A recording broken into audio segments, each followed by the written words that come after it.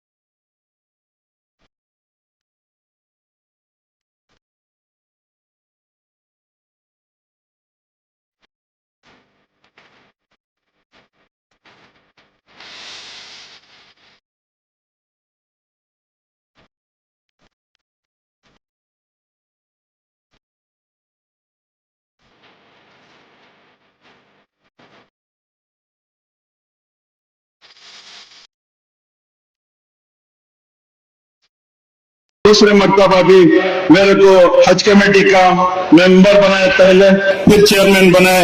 मैं उनके लिए अल्लाह सुब्हान तआला से गुजारिश करता हूँ, अल्लाह सुब्हान तआला रात दुगनी दिन दुगनी उनको और जो कौम की हमदर्दी और फिक्र रखते हैं, अल्लाह सुब्हान तआला उनके पूरे जायद हाजिरों को पूरा फरमाए। और साथ ही साथ जमीर अहमद साहब के साथ उनके वालिदा भी मेरे लिए हर वक्त दुआ करते थे। जो सियासत में जमीर साहब के साथ साथ हम चलते आ रहे हैं शुरू से, वो वालिदा का भी इस मौके पे शुक्रिया अदा करता हूँ। और मेरी वालिदा जो 80 साल की हो चुके हैं, अल्हम्दुलिल्लाह उनके लिए भी इस मौके पे शुक्रिया अदा करता हूँ। और तमाम जो उलमा इकराम मेरे लिए दुआ कर रहे हैं और मेरे साथ जो भी साथ दिए हैं उनका भी, और हमारे जो हज कमेटी मेंबर्स हैं बिलखुसूस मुजाहिद भाई का, तमाम का मैं शुक्रिया अदा करता हूँ। 635 ಜನ ಹುಜ್ಜಾಜ್ ಇಕ್ರಾಮ್ ಈ ಸಲ ಟ್ರಾವೆಲ್ ಮಾಡ್ತಾ ಇದ್ದಾರೆ, ಹಾಗೂ ಈ ಸಲ ಎಷ್ಟು ಜನ ಅಪ್ಲಿಕೇಶನ್ ಹಾಕಿದ್ರು ಎಲ್ಲರೂ ಟ್ರಾವೆಲ್ ಮಾಡ್ತಾ ಇದ್ದಾರೆ ಸಾಹೇಬ್ರೆ। 2800 ಜನ ಕ್ಯಾನ್ಸಲ್ ಮಾಡಿದ್ದಾರೆ। ಅದಕ್ಕೋಸ್ಕರ ಸಾಮಾನ್ಯ ಏನಾಗ್ತಾ ಇತ್ತು ಅಂದ್ರೆ ಅಪ್ಲಿಕೇಶನ್ ಹಾಕಿ ನಾವು ಫುರ್ರಾ ಮಾಡ್ತಾ ಇದ್ವಿ। ಆ ಫುರ್ರಾ ಪ್ರೋಸೆಸ್ ನಲ್ಲಿ ಸುಮಾರು ಜನ ವೇಟಿಂಗ್ ಲಿಸ್ಟ್ ನಲ್ಲಿ ಇರ್ತಾ ಇದ್ರು, ಅವರು ಎಲ್ಲ ಹೋಗಕ್ ಆಗ್ತಾ ಇರ್ಲಿಲ್ಲ। ಈ ಒಂದು ಸಂದರ್ಭದಲ್ಲಿ ನಮ್ ಜಮೀರ್ ಅಣ್ಣ ರಹೀಂ ಖಾನ್ ಸಾಹೇಬ್ ದುವಾಯಿಂದ ಈ ಸಲ ಯಾರು ಒಂದು ವೇಟಿಂಗ್ ಲಿಸ್ಟ್ ಇಲ್ಲ, ಎಲ್ಲರೂ ನಮ್ ಕರ್ನಾಟಕದಿಂದ ಎಷ್ಟು ಅಪ್ಲಿಕೇಶನ್ ಬಂತು ಎಲ್ಲರೂ ಈ ಸಲ ಹಜ್ ಹೋಗ್ತಾ ಇದ್ದಾರೆ ಸರ್, ಅಲ್ಹಮ್ದುಲಿಲ್ಲಾ। ಸರ್, ನಾನು ಯಾವಾಗ ನಮ್ ಜಮೀರ್ ಅಣ್ಣ ನನ್ಗೆ ಬಂದು ಚಾರ್ಜ್ ಕೊಟ್ರು ಆವತ್ತಿಂದ ನಾನು ಕೆಲಸ ಮಾಡ್ಕೊಂಡು ಬರ್ತಾ ಇದ್ದೀನಿ।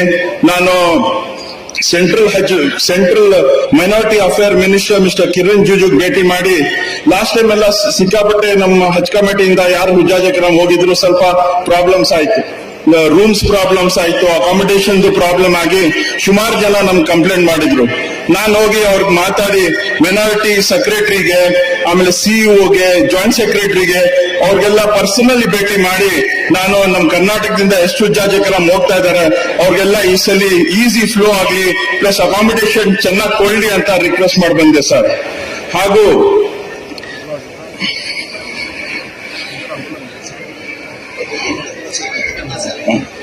ಹಾಗೂ ಈ ಸಲ ಇಡೀ ಕರ್ನಾಟಕದಲ್ಲಿ ಎಲ್ಲ ट्रेनिंग प्रोग्राम्स ನಾವು ಕಂಡಕ್ಟ್ ಮಾಡಿದೀವಿ सर। इस बार अल्हम्दुलिल्लाह पूरी कर्नाटक के अंदर हम लोग बिदर से शुरू किए, बिदर, गुलबर्गा, शिवमोगा, हॉस्पेट, बीजापुर, मैसूर, धारवाड़ में अल्हम्दुलिल्लाह हमारे जो हज इंडियन हज ट्रेनिंग फोरम हज कमेटी के साथ मिलके टोटली 8,500 हुज्जाज इकराम में 7,000 हुज्जाज इकराम इस बार पूरी ट्रेनिंग लेके हैं सर, अल्हम्दुलिल्लाह। और वैक्सीनेशन प्रोग्राम भी अल्हम्दुलिल्लाह इस मर्तबा पूरी डिस्ट्रिक्ट वाइज देखे हैं, जो पिछली मर्तबा नहीं होता था। इस मर्तबा हर डिस्ट्रिक्ट में हम इंडिविजुअली हमारे स्टाफ को भेज के पूरे इंडिविजुअल हुज्जाज इकराम को वैक्सीनेशन प्रोग्राम देखे हैं। और अल्हम्दुलिल्लाह इस बार मंगलूर में एक इनायत अली बोल के, आप हमारे जितने भी यहाँ पे लीडर्स तशरीफ फरमाए तमाम जानते हैं कि इनायत अली हमारे हज कमेटी के लिए एक गिफ्ट देते हैं। 1.8 एकड़ हज कमेटी के लिए रजिस्टर करके ऑलरेडी हज कमेटी के नाम पे रजिस्टर हो चुकी है, अल्हम्दुलिल्लाह। और दूसरा, इस बार हमारे एक बिदर के जावेद साहब बोल के आके हैं, वो भी एक 4 करोड़ वर्थ ऑफ लैंड हज कमेटी के लिए वो भी स्टेज पे तशरीफ रखते हैं। वो भी इस बार खुशी से आके, उनके बच्चा इंतकाल हो गया तो उनके नाम पे आगे एक 1 एकड़ तकरीबन जगह हज कमेटी पे वो भी रजिस्टर करके दिए हैं, देने वाले हैं इंशाअल्लाह। और गुलबर्गा में मैडम साहिबा की तशरीफ रखते हैं, वो भी अल्हम्दुलिल्लाह 5 एकड़ जगह कंपाउंड डाल के देखे हैं, जो इंशाल्लाह अनकरीब हम लोग उसका भी इंशाल्लाह इफ्तिताह करने वाले हैं। वो डेट्स इंशाल्लाह जमीर साहब और हमारे हज मिनिस्टर देंगे। आखिर में मैं ये यहाँ पे हमारे जितने भी उलमा इकराम यहाँ पे तशरीफ रखे हैं, उनका मैं दिल की गहराइयों से खैर व मकदम करता हूँ। मौलाना सगीर अहमद साहब, मौलाना हमारे जितने भी लीडर्स तशरीफ फरमाए, साहब जल्दी जाना बोले, इसलिए मेरी बात को खत्म करते हुए एक मर्तबा में तमाम हमारे जो साहिब सबको वेलकम करने के लिए तय काम होने की वजह से इंशाल्लाह गुलपोशी कर देंगे। मैं आखिर में ये थोड़े चीज के लिए आपके जितने भी जायज हाजिर हैं, आप दुआ करें। साथ ही साथ मैं ये गुजारिश करता हूँ हमारे हिंदुस्तान के लिए, कर्नाटक के लिए और खुसूसी हमारे ऑनरेबल चीफ मिनिस्टर सिद्धरामैया साहब के लिए और हमारे जमीर अहमद साहब के लिए, रहीम खान साहब के लिए, कृष्णा बैरोगड़ा साहब के लिए, सलीम साहब के लिए, AC श्रीनिवास मूर्ति साहब के लिए, हमारे नसीर अहमद साहब के लिए, हमारे MP साहब नासिर हुसैन साहब के लिए, हमारे कनीज फातिमा साहिबा के लिए, बल्खीस बानू साहिबा के लिए, मंसूर अली खान साहब के लिए और जितने भी हमारे चेयरमैन यहाँ पे आए हैं उनके लिए मैं पूरे गुलपोशी करने के टाइम पे पूरे नाम लूंगा। मेरे भाई जबी जो एडवोकेट जनरल हैं उनके लिए और तमाम मेरे जो मेंबर जो मेरे साथ दिन रात अल्हम्दुलिल्लाह कैंप में मेरे साथ दे रहे हैं, बिलखुसूस मुजाहिद भाई, मुजम्मिल भाई, शाहिद भाई, हमारे वासिल भाई, ये 4 मेंबर्स अल्हम्दुलिल्लाह दिन रात मेरे साथ खिदमत करते आ रहे हैं। पूजा के काम को किसी तरीके से क्या भी परेशानी नहीं होना करके हम लोग पूरे एक होके काम कर रहे हैं। और हमारे जितने भी वॉलंटियर्स हैं अल्हम्दुलिल्लाह जो वॉलंटियर्स खिदमत करते आए, अल्लाह सुब्हानहू तआला पूरे वॉलंटियर्स को भी अल्लाह सुब्हानहू तआला कबूल फरमाए। ये कहते हुए मैं अपनी जगह लेता हूँ और आप तमाम को फिर एक मर्तबा दुआ की गुजारिश करते हुए मैं अपनी जगह लेता हूँ। अस्सलाम वालेकुम। सारे हिंदुस्तान के अंदर जब कभी भी अक़लियतों के साथ नाइंसाफी होती है, बेबाक अगर कोई आवाज निकलती है तो कर्नाटका से सिद्धरामैया साहब की जुबान से आवाज निकलती है। तो ये मैं चाहूंगा कि आप लोग ये सहारा हमारा, ये आसरा हमारा हमारे साथ रहे जब तक सिद्धरामैया साहब इस रियासत के वजीर आला रहेंगे। मैं समझता हूं कि हमारे साथ इंसाफ होता रहेगा। हर चीज, हर दिन, हर वक्त हम लोग इनके साथ रहते हैं और इनकी जो पहचान है और इनकी जो कोशिश है, ज्यादा से ज्यादा सब लोगों के साथ सबको इंसाफ मिलना चाहिए, सब लोगों के साथ इंसाफ होना चाहिए। यही एक मिशन उनका है और इंशाअल्लाह इस डायरेक्शन के अंदर, इस रास्ते के अंदर मैं समझता हूं कि बहुत बड़ी कामयाबी मिलेगी। और हाल ही में आप लोगों ने देखा होगा काफी चीजें हमारे सामने आ रही हैं, मैं उसका तस्करा नहीं करूंगा, आप लोग सब जानते हैं।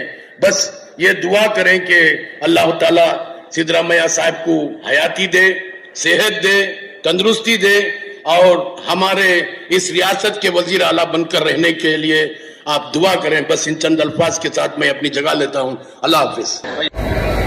ಭಾಗವಹಿಸಿರ್ತಕ್ಕಂಥ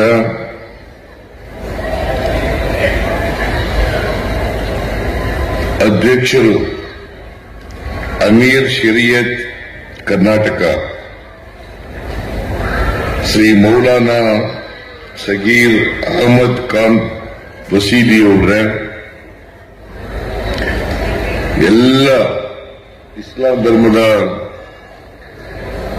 ಧರ್ಮಗುರುಗಳೇ, ಈ ಕಾರ್ಯಕ್ರಮದಲ್ಲಿ ಭಾಗವಹಿಸಿರ್ತಕ್ಕಂಥ ಈ ಕ್ಷೇತ್ರದ ಶಾಸಕರು ಆದಂತ, ಸಚಿವರು ಆದಂತ ಶ್ರೀ ಕೃಷ್ಣ ಬೈರೇಗೌಡ ಅವರ, ವಸತಿ ಮತ್ತು ಅಲ್ಪಸಂಖ್ಯಾತರ ಅಭಿವೃದ್ಧಿ ಸಚಿವರಾದಂತ ಶ್ರೀ ಜಮೀರ್ ಅಹಮದ್ ಖಾನ್ ಅವರ,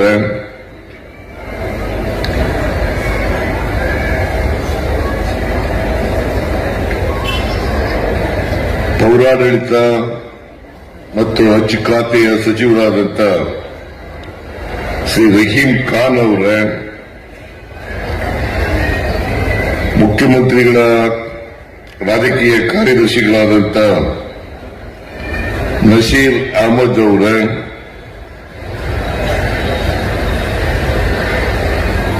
ರಾಜ್ಯಸಭೆಯ ಸದಸ್ಯರಾದಂಥ ಶ್ರೀ ನಾಸೀರ್ ಹುಸೇನ್ ಅವರ, ವಿಧಾನ ಪರಿಷತ್ನಲ್ಲಿ ಮುಖ್ಯ ಸಚೇತಕರಾದಂಥ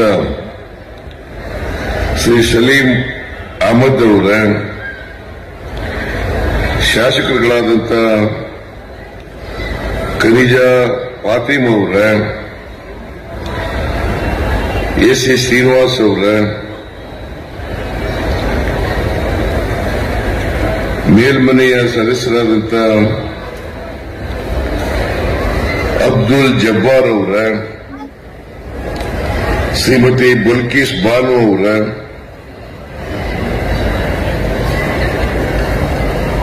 ಹಜ್ ಸಮಿತಿಯ ಅಧ್ಯಕ್ಷರಾದಂಥ ಟಿಪ್ಪು ಅವರ,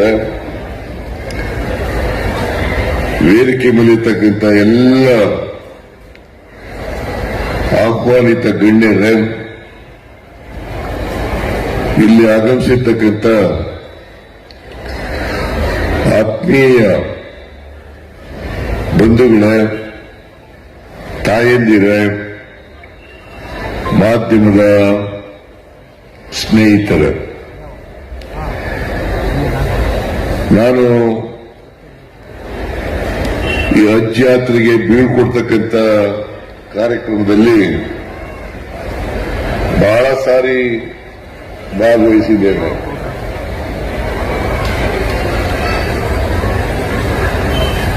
ಈ ಸಾರಿನೂ ಕೂಡ ನಿಮ್ಮೆಲ್ಲರಿಗೂ ಶುಭ ಕೋರ್ಲಿಕ್ಕೆ, ಯಾರ್ಯಾರು ಹಜ್ ಯಾತ್ರೆಗೆ ಹೋಗ್ತಾ ಇದ್ದಾರೆ ಅವರೆಲ್ಲರಿಗೂ ಶುಭ ಕೋರ್ಲಿಕ್ಕೆ ಸರ್ಕಾರದ ವತಿಯಿಂದ ಮತ್ತು 7 ಕೋಟಿ ಜನರ ವತಿಯಿಂದ ನಾನು ಇವತ್ತು ಇಲ್ಲಿ ಬಂದಿದ್ದೇನೆ.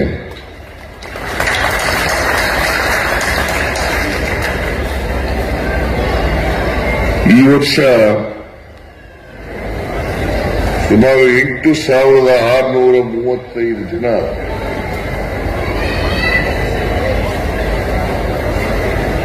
ಹಜ್ ಯಾತ್ರೆಗೆ ಹೊರಟಿದ್ದಾರೆ. ಮುಂದಿನ ತಿಂಗಳು 15ನೇ ತಾರೀಕಿನವರೆಗೂ ಕೂಡ ಸುಮಾರು 27 ವಿಮಾನಗಳಲ್ಲಿ ಪ್ರಯಾಣವನ್ನು ಮಾಡ್ತಾ ಇದ್ದಾರೆ.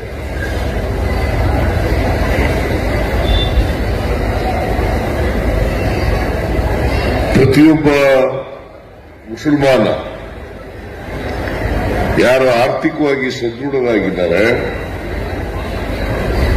ಆರೋಗ್ಯವಾಗಿ ಇದ್ದಾರೆ, ಅವರೆಲ್ಲರೂ ಕೂಡ ಒಮ್ಮೆಯಾದರೂ ಕೂಡ ಹಜ್ ಯಾತ್ರೆಯನ್ನ ಕೈಗೊಳ್ಳಲೇಬೇಕು ಅಂತಕ್ಕಂಥದ್ದು ಇಸ್ಲಾಂ ಧರ್ಮದಲ್ಲಿರ್ತಕ್ಕಂಥ 5 ಆಚರಣೆಗಳಲ್ಲಿ ಇದು ಒಂದು.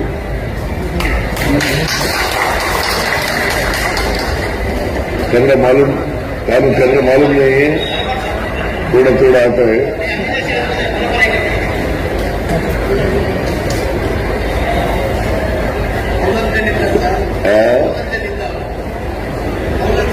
ಹೌದಾ? ಒಳ್ಳೆ ಚಾಮರಾಜನಗರ ಜಿಲ್ಲೆ ನಂಜನಗೂಡು ತಾಲೂಕು. ಅದರಿಂದ ಕನ್ನಡ ಗೊತ್ತಾಗ್ತದೆ ಅಂತ ಅನ್ಕೊಂಡಿದ್ದೀನಿ ನಾನು. ಕೌಲದಲ್ಲಿರೋ ಎಲ್ಲ ಮುಸಲ್ಮಾನರಿಗೂ ಕನ್ನಡ ಬರ್ತದೆ. ಇತ್ತೀಚಿನ ಮುಸಲ್ಮಾನರೆಲ್ಲರಿಗೂ ಕನ್ನಡ ಗೊತ್ತಿದೆ. ಕನ್ನಡ ಶಾಲೆಯಲ್ಲಿ ಓದ್ತಾರೆ. ಈಗ ಹಳ್ಳಿನಲ್ಲಿ ಇರ್ತಕ್ಕಂಥ ಮುಸಲ್ಮಾನರು ಕನ್ನಡದಲ್ಲಿ ಓದ್ತಾರೆ, ಕನ್ನಡವನ್ನು ಓದ್ತಾರೆ. ಸೊ ಹಾಗಾಗಿ ಬಹಳ ಜನರಿಗೆ ಕನ್ನಡ ಗೊತ್ತಿದೆ. ನಾನು ಈ ಸಂದರ್ಭದಲ್ಲಿ ಯಾರ್ಯಾರು ಹಜ್ ಯಾತ್ರೆಗೆ ಹೋಗ್ತಾರೆ ಅವರೆಲ್ಲರೂ ಕೂಡ ಅವರ ಪ್ರಯಾಣ ಸುಖಕರವಾಗಿರಲಿ, ಅವರು ಆರೋಗ್ಯವಂತರಾಗಿ ವಾಪಸ್ ಬರಲಿ, ಅಲ್ಲಿ ಮೆಕ್ಕಾದಲ್ಲಿ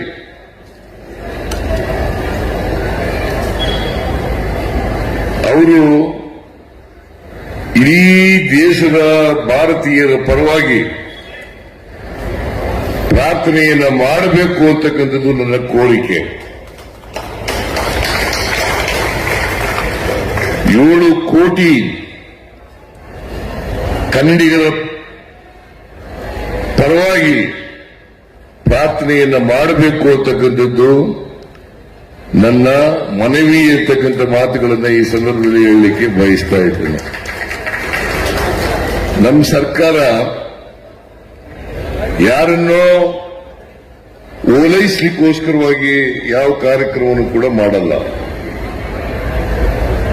ಯಾರನ್ನು ಓಲೈಸಲಿಕ್ಕೋಸ್ಕರವಾಗಿ ಯಾವುದೋ ಒಂದು ಧರ್ಮದ ಜನರನ್ನ,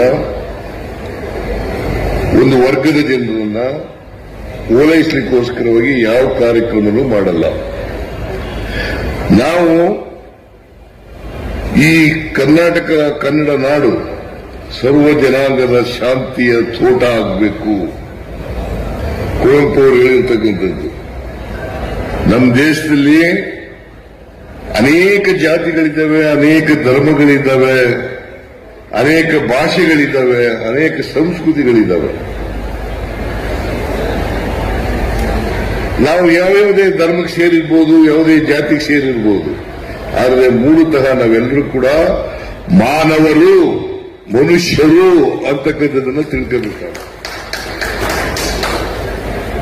ಆದ್ರಿಂದ ನಾವೆಲ್ಲ ಮಾನವರಾಗಿರ್ಬೇಕು,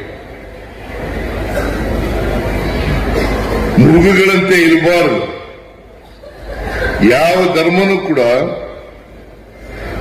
ಮಾನವರಾಗಿ ಇರಿ ಅಂತ ಹೇಳ್ತದೆ ಹೊರತು ಮೃಗಗಳಾಗಿ ಇರಿ ಅಂತ ಯಾವ ಧರ್ಮನೂ ಹೇಳಲಿಕ್ಕೆ ಸಾಧ್ಯ ಇಲ್ಲ. ಅದು ಇಸ್ಲಾಂ ಧರ್ಮ ಇರ್ಬೋದು, ಹಿಂದೂ ಧರ್ಮ ಇರ್ಬೋದು, ಕ್ರಿಶ್ಚಿಯನ್ ಧರ್ಮ ಇರ್ಬೋದು, ಬೌದ್ಧ ಧರ್ಮ ಇರ್ಬೋದು, ಜೈನ ಧರ್ಮ ಇರ್ಬೋದು, ಅಥವಾ ಪಂಜಾಬ್ ಧರ್ಮ ಇರ್ಬೋದು, ಸಿಖ್ ಧರ್ಮ ಇರ್ಬೋದು. ಯಾವುದೇ ಧರ್ಮನೂ ಕೂಡ ಮನುಷ್ಯತ್ವವನ್ನು ಬೋಧಿಸ್ತಾರೆ ಹೊರತು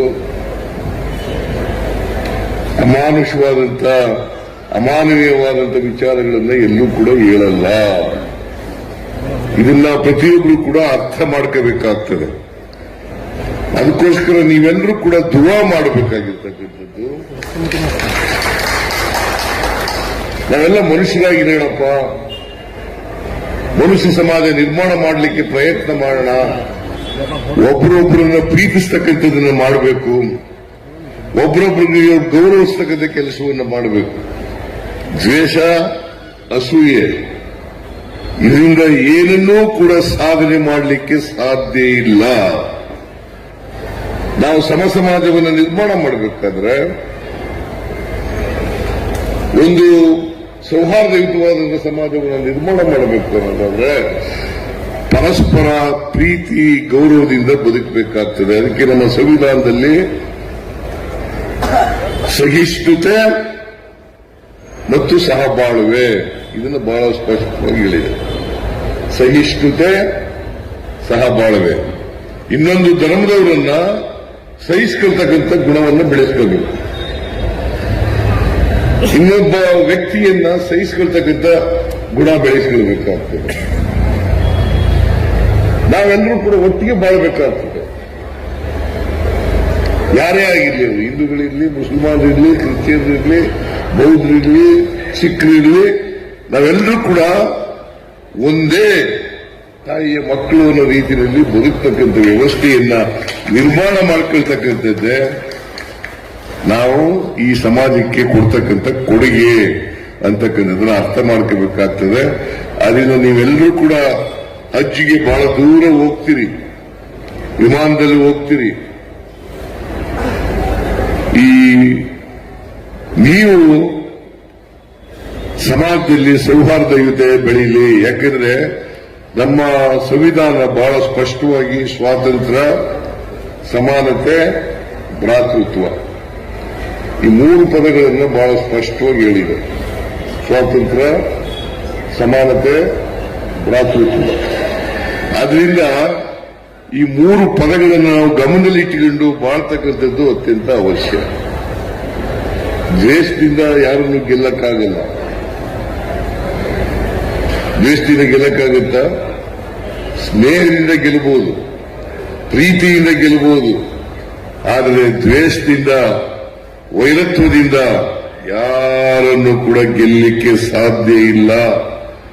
ಇದು ಮೂಲಭೂತವಾಗಿ ಪ್ರತಿಯೊಬ್ಬರು ಕೂಡ ಅರ್ಥ ಮಾಡ್ಕೋಬೇಕಾಗ್ತದೆ. ಯಾವುದೇ ಧರ್ಮದವರಾಗಲಿ ಇದನ್ನು ಮೂಲಭೂತವಾಗಿ ಅರ್ಥ ಮಾಡ್ಕೊಳ್ತಕ್ಕಂಥದ್ದು ಅತ್ಯಂತ ಅವಶ್ಯ.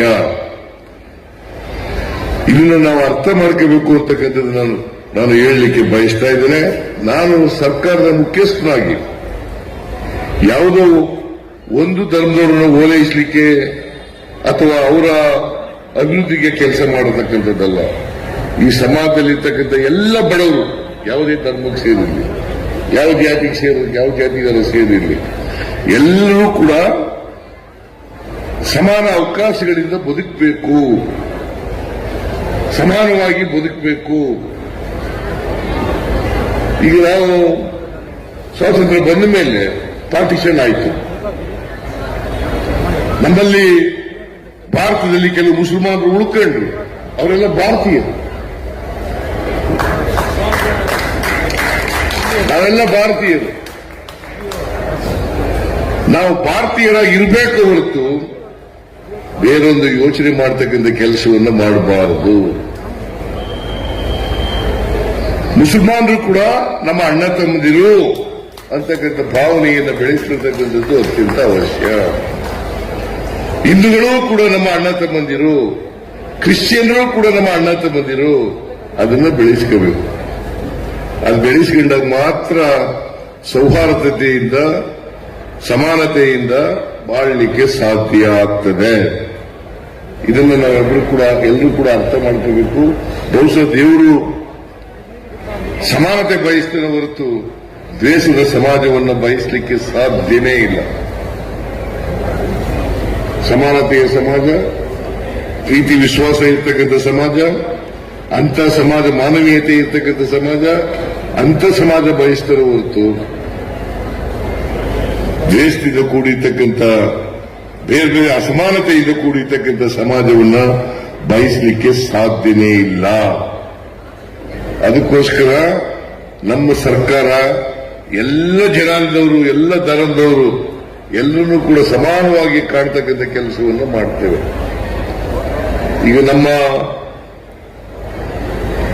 ರಾಜ್ಯದ ಬಜೆಟ್ 4,09,000 ಕೋಟಿ.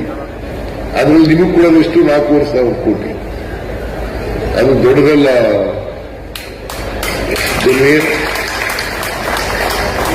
ನೀವು ಕೂಡ ಬದುಕಬೇಕಲ್ಲ, ನಿಮಗೂ ಪಾಲಿದೆಯಲ್ಲ ಈ ಸಮಾಜದಲ್ಲಿ. ನಿಮ್ಮ ಪಾಲನ್ನು ನಾವು ಕೊಡಬೇಕು, ಹಿಂದೂಗಳ ಪಾಲನ್ನು ಅವರು ಕೊಡಬೇಕು, ಕ್ರಿಶ್ಚಿಯನ್ರ ಪಾಲನ್ನು ಅವರು ಕೊಡಬೇಕು. ಎಲ್ರಿಗೂ ಹಂಚಿಕೆ ಆಗ್ಬೇಕಲ್ಲ. ಈ ದೇಶದ ಸಂಪತ್ತು ಎಲ್ರಿಗೂ ಹಂಚಿಕೆ ಆಗ್ಬೇಕಲ್ಲ. ಈ ನಾಡಿನ ಸಂಪತ್ತು ಎಲ್ರಿಗೂ ಹಂಚಿಕೆ ಆಗ್ಬೇಕಲ್ಲ. ಹಂಚಿಕೆ ಆದಾಗ ಮಾತ್ರ ಎಲ್ಲರಿಗೂ ಆರ್ಥಿಕ ಸಾಮಾಜಿಕ ಶಕ್ತಿ ಬಂದಾಗ ಮಾತ್ರ ಜಾತಿ ಹೋಗ್ಲಿಕ್ಕೆ ಸಾಧ್ಯ ಆಗ್ತದೆ. ಎಲ್ಲರೂ ಸಮಾನತೆ ಬರಲಿಕ್ಕೆ ಸಾಧ್ಯ ಆಗ್ತದೆ. ಎಲ್ಲರೂ ಸಮಾನವಾಗಿ ಬಾಳಲಿಕ್ಕೆ, ಸಮಾನ ಅವಕಾಶಗಳಿಂದ ಬದುಕಲಿಕ್ಕೆ ಸಾಧ್ಯ ಆಗ್ತದೆ.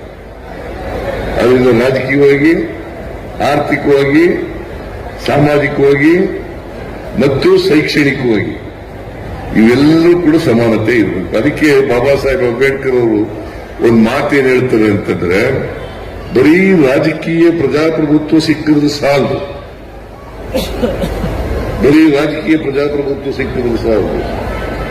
ನಮಗೆ ಯಾವಾಗ ಆರ್ಥಿಕ ಸಾಮಾಜಿಕ ಪ್ರಜಾಪ್ರಭುತ್ವ ಸಿಗ್ತದೆ ಆಗ ಮಾತ್ರ ಸ್ವಾತಂತ್ರ್ಯ ಬಂದದಕ್ಕೆ ಸಾರ್ಥಕ ಆಗ್ತದೆ ಅಂತಕ್ಕಂಥ ಮಾತುಗಳನ್ನ ಹೇಳಿದೆ. ಆದರೆ ನಂಬಿಕೆ ಇಟ್ಕೊಂಡಿರ್ತಕ್ಕಂಥವ್ರು ನಾವು. ಹಾಗಾಗಿ ಎಲ್ಲ ಸಮಾಜಕ್ಕೂ ಕೂಡ ನಾವು ಮಾಡ್ತೀವಿ. ಎಲ್ರಿಗೂ ಸಮಾನ ಅವಕಾಶಗಳನ್ನ ಕಲ್ಪಿಸ್ಕೊಡ್ತೀವಿ. ನಮ್ಮ ಸಂವಿಧಾನ ಹೇಳಿರೋದೇ ಅದು.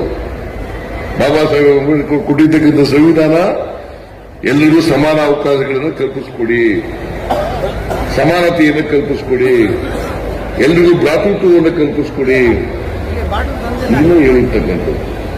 ನಾವು ಸಂವಿಧಾನದ ನಿಯಮಗಳನ್ನ ಆಶಯಗಳನ್ನ ಜಾರಿ ಮಾಡ್ತಕ್ಕಂಥ ಪ್ರಯತ್ನ ಮಾಡ್ತೀವೋ ಹೊರತು ಯಾವ ಧರ್ಮದವರನ್ನು ಕೂಡ ಓಲೈಸ್ತಕ್ಕಂಥ ಕೆಲಸವನ್ನ ಮಾಡಲ್ಲ.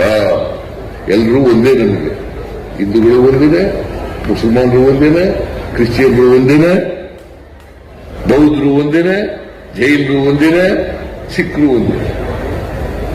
ಇದು ನಾವು ನಮ್ಮ ಸರ್ಕಾರ ಮಾಡ್ತಕ್ಕಂಥದ್ದು. ಅದರಿಂದ ನಿಮಗೆ ನ್ಯಾಯಯುತವಾಗಿ ಸಿಕ್ಕಬೇಕಾದಂತ ನಿಮ್ಮ ಹಕ್ಕುಗಳನ್ನ ರಕ್ಷಣೆ ಮಾಡತಕ್ಕಂಥದ್ದು ನಮ್ಮ ಜವಾಬ್ದಾರಿ. ಅದನ್ನು ಮಾಡ್ತಾ ಇದ್ದೀವಿ. ಯಾರು ಏನಾರು ಹೇಳ್ಕೊಳ್ಳಿ, ಅದಕ್ಕೆಲ್ಲ ಸೊಪ್ಪಾಕೋರಲ್ಲ ನಾವು. ನಮಗೆ ಸಂವಿಧಾನ ಮುಖ್ಯ, ಸಂವಿಧಾನದ ಆಶಯಗಳು ಮುಖ್ಯ. ಸಂವಿಧಾನದ ಆಶಯಗಳನ್ನು ಈಡೇರಿಸತಕ್ಕಂಥ ಪ್ರಾಮಾಣಿಕ ಪ್ರಯತ್ನವನ್ನು ಮಾಡ್ತೇವೆ. ಪ್ರಜಾಪ್ರಭುತ್ವವನ್ನ, ಸಂವಿಧಾನವನ್ನ ರಕ್ಷಣೆ ಮಾಡತಕ್ಕಂಥ ಕೆಲಸವನ್ನ ಮಾಡ್ತೇವೆ. ಆದ್ರಿಂದ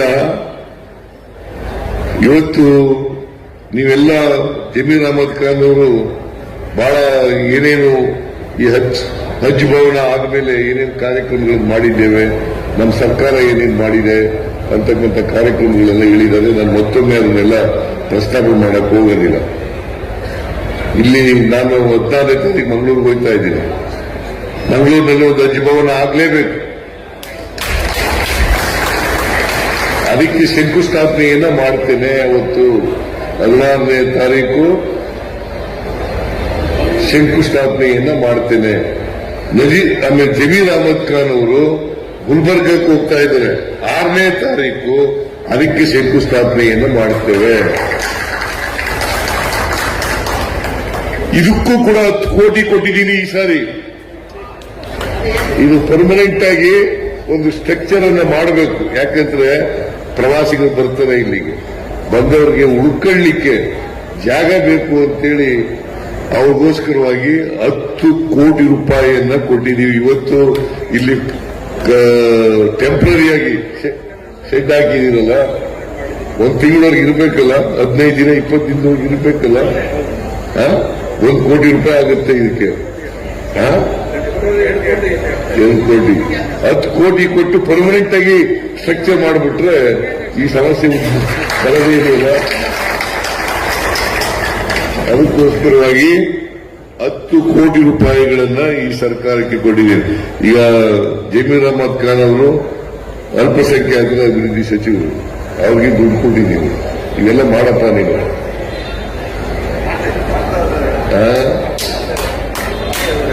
ನೀ ಟಿಪ್ಪು ಅವನ ಶಿಷ್ಯ, ನೀನೇನು ಹೇಳ್ತೇನೆ? ಬೇರೆಯವ್ರು ಹೇಳ್ಬೇಕು,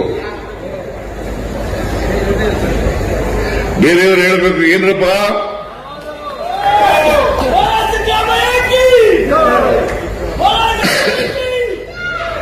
ಆದ್ರಿಂದ ನಾನು ನಿಮ್ಮಲ್ಲಿ ಇಷ್ಟೇ ಮನವಿ ಮಾಡೋದು, ನಿಮ್ಮಲ್ಲಿ ಶಿಕ್ಷಣ ಹೆಚ್ಚಾಗಬೇಕು. ಸಾಚಾರ ಕಮಿಟಿನಲ್ಲಿ ಬಹಳ ಕಡಿಮೆ ಶಿಕ್ಷಣ ಕಡಿಮೆ ಇದೆ ಅಂತ ಹೇಳಿದ್ದಾರೆ. ಶಿಕ್ಷಣ ಜಾಸ್ತಿ ಆಗದೆ ಹೋದ್ರೆ ಸ್ವಾಭಿಮಾನ ಬರಲ್ಲ. ನೀವು ಸ್ವಾಭಿಮಾನದಿಂದ ಬದುಕಬೇಕು ಅನ್ನೋದಾದ್ರೆ, ಸ್ನೇಹಿತರಂತೆ ಬದುಕಬೇಕು ಅನ್ನೋದಾದ್ರೆ, ಗುಲಾಮಗಿರಿಯನ್ನು ತೆಗೆದಾಕಬೇಕು ಅನ್ನೋದಾದ್ರೆ ಪ್ರತಿಯೊಬ್ಬರು ಕೂಡ ಶಿಕ್ಷಣವನ್ನ ಪಡ್ಕೊಳ್ಳೇಬೇಕು. ಆ ಕೆಲಸವನ್ನು ನೀವು ಮಾಡಬೇಕು ಅಂತೇಳಿ ನಿಮ್ಮಲ್ಲಿ ಮನವಿ ಮಾಡಲಿಕ್ಕೆ ಬಯಸ್ತಾ ಇದ್ದೆ. ಶಿಕ್ಷಣ ಆಗ್ಲೇಬೇಕು. ಈಗ ಇವರೆಲ್ಲ ಶಿಕ್ಷಣ ಪಡ್ತಿರೋದ್ರಿಂದ ನೀವೆಲ್ಲ ಬಂದಿದ್ದೀರಿ, ಕೂತ್ಕೊಳ್ಳಿಕ್ಕೆ ಸಾಧ್ಯವಾಗಿದೆ. ರೆಹಮಾನ್ ಖಾನ್ ಸಾಹೇಬರು ಬರಬೇಕಾಗಿತ್ತು, ಅವ್ರಿಗೆ ಹುಷಾರಿಲ್ಲ ಅಂತ ಬಂದಿಲ್ಲ.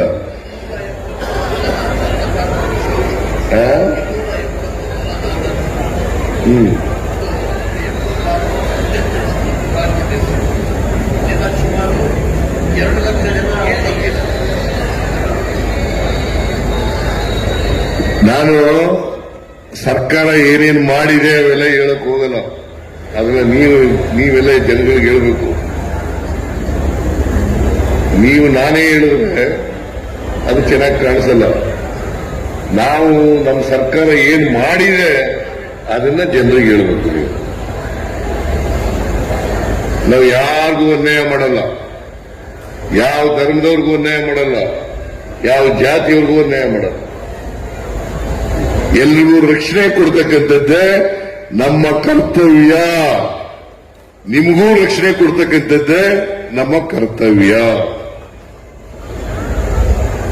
ಹಾಗಾಗಿ ನಮ್ಮ ಸರ್ಕಾರದಲ್ಲಿ ಯಾರು ಆತಂಕ ಪಡಬೇಕಾದಂತ ಅಗತ್ಯ ಇಲ್ಲ.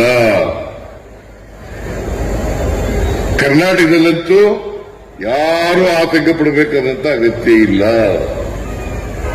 ಎಲ್ಲರೂ ಕೂಡ ಕಾನೂನು ದೃಷ್ಟಿಯಲ್ಲಿ ಸಮಾನರು, ಎಲ್ಲರಿಗೂ ರಕ್ಷಣೆ ಇದೆ. ಅದನ್ನ ನಮ್ಮ ಸರ್ಕಾರ ಮಾಡ್ತದೆ ಅಂತಕ್ಕಂಥ ಮಾತುಗಳನ್ನು ಹೇಳಲಿಕ್ಕೆ ಬಯಸ್ತಾ ಇದ್ದೇನೆ. ನಾನು ಮತ್ತೊಮ್ಮೆ ನೀವೆಲ್ಲ ಹೋಗಿ ಯಾವುದು ಉಮ್ರಾ ಹಜ್ ಯಾತ್ರೆ ಅಲ್ಲಿ ಹೋಗಿ ಪ್ರಾರ್ಥನೆ ಮಾಡಿ. ದುವಾ ಅಂದ್ರೆ ಅದೇ ತಾನೆ ಪ್ರಾರ್ಥನೆ, ದುವಾ ಪ್ರಾರ್ಥನೆ ಮಾಡಿ. ನಾನು ಕನ್ನಡದಲ್ಲಿ ಹೇಳ್ತೀನಂತ, ದುವಾ ಕರೋ.